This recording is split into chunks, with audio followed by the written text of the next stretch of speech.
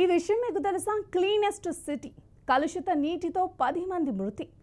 కొత్త సంవత్సరం వేళ మధ్యప్రదేశ్లోని ఇండోర్లో అత్యంత తీవ్ర విషాదం చోటు చేసుకుంది. ఇండోర్ వరుసగా 8వ సంవత్సరం భారతదేశంలో అత్యంత పరిశుభ్రమైన నగరంగా నిలిచినప్పటికీ తాజాగా కలుషితమైన తాగునీరు కారణంగా తీవ్ర సంక్షోభాన్ని ఎదుర్కొంటుంది. కలుషిత తాగునీరు కారణంగా అనారోగ్యానికి 8 మంది ప్రాణాలు కోల్పోయారు. 1100 మందికి పైగా అనారోగ్యానికి గురయ్యారు.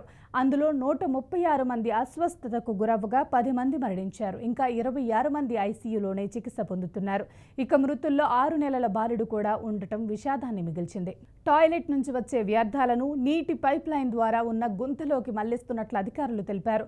లైన్లోని వదులుగా ఉన్న జాయింట్ తాగునీటి సరఫరా కలుషితం కావటానికి దోహదపడి ఉండొచ్చని చెప్పారు.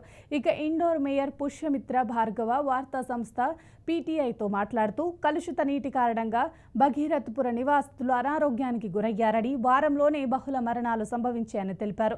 కాగా డిసెంబర్ 25నే కుళాయిల నుంచి దుర్వాసన వస్తుందని చెప్పినా అధికారులు పట్టించుకోలేదని భగీరథపూర్ వాసులు తెలిపారు. మృతుల్లో 6 నెలల శిశువు కూడా ఉంది. 2000 మంది చికిత్స పొందుతున్నారు.